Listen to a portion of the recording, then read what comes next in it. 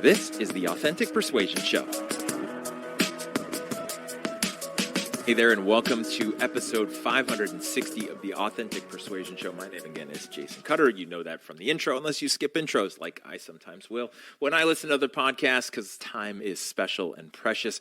But here we are. So this is week 2 of the podcast in season 7. Hopefully you caught all 5 episodes from last week. If not, if this is your first episode that you're listening to of the show, of the season, welcome.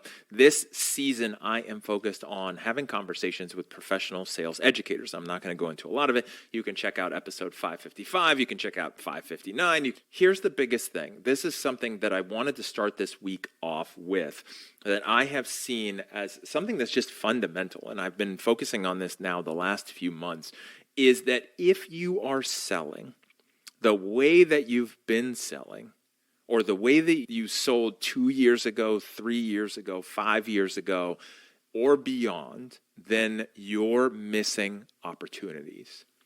Now, what a lot of people will then say is, well, of course, the pandemic has changed things, the economy, inflation, job loss, blah, blah, blah, government, policy. No, it has nothing to do with that. It actually has zero to do with that. Now, of course, those macro and microeconomics and business factors and things like that do affect how you might sell or what you might focus on.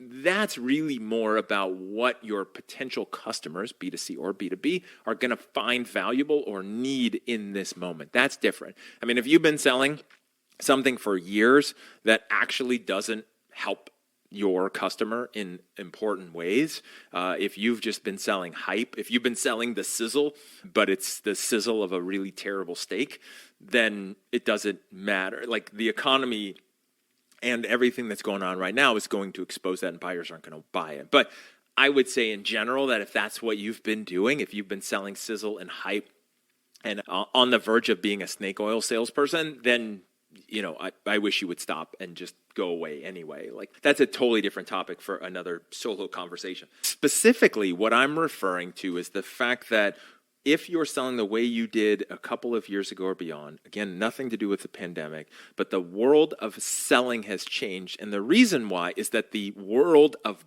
buyers has changed. And again, I'm going to say this over and over again, is that it's not B2C or B2B, it's H to H. You're dealing with a human. Now, why does that matter? Well, one of the things, and it keeps coming up in these conversations and reinforcing what I believe and what I know to be true and what I've seen out there, is that because of the internet, the world of buying is totally different. And until you understand that, and until you build your sales processes and your conversations and your mindset around the decision-making process, not your sales process, not what you think the buyer's decision or the buyer's journey should be, once you realize that the decision-making process fundamentals are different, but what they are, then it will make a huge impact the way you sell. If you sell the way that you've been selling for a while now, you're probably doing it wrong and you're missing opportunities. What's different? Well, the internet, right? Not just the internet. The fact that anything out there that's being sold has information about it on the internet, which means your potential buyers, business to consumer, business to business, doesn't matter.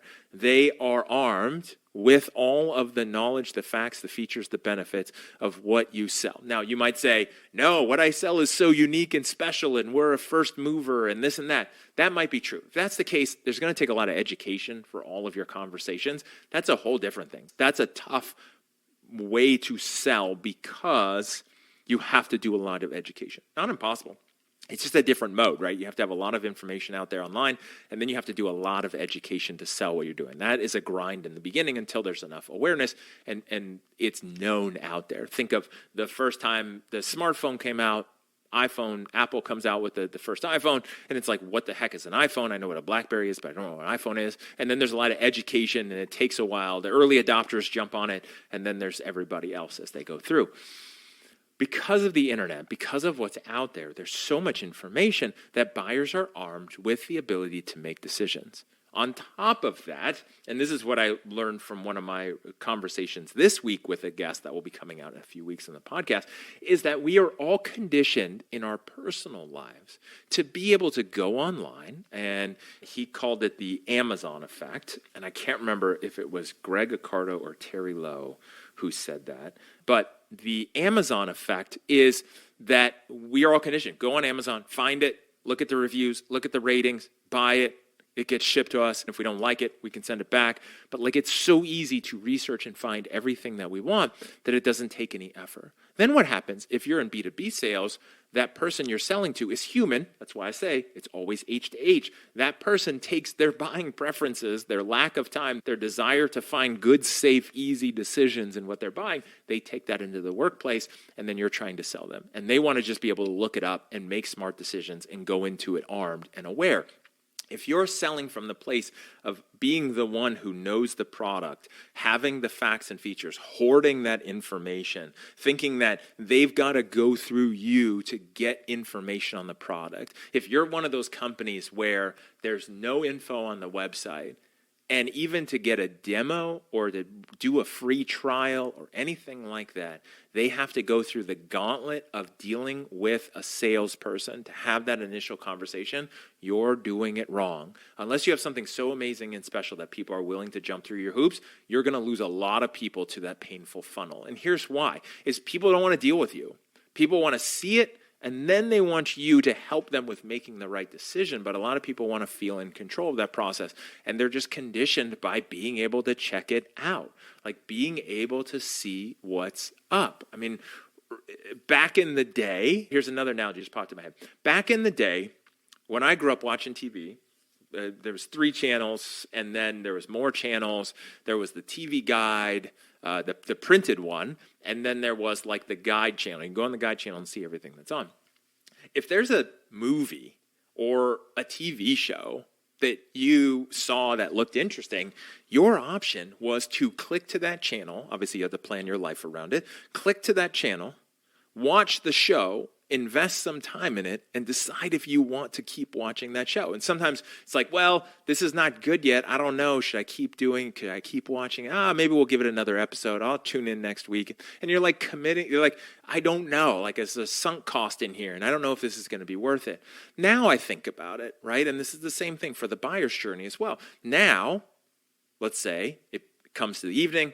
We want something to watch. Here's this new show. Netflix says, you're going to love this. All right, let me watch the trailer. Let me watch a preview of a show online on demand, and then I'm going to make a decision in that time frame whether I want to invest another second into that show or not, right? And their job is to make those trailers seem so appealing. Now, that's been the case for movies all the time, and you have to watch that trailer commercial on TV way back in the day, and then you wouldn't want to go to the movies. But now it's all on demand, and people expect that. They get into their buying life, and they expect on-demand content to help them with some of the journey, not all of it.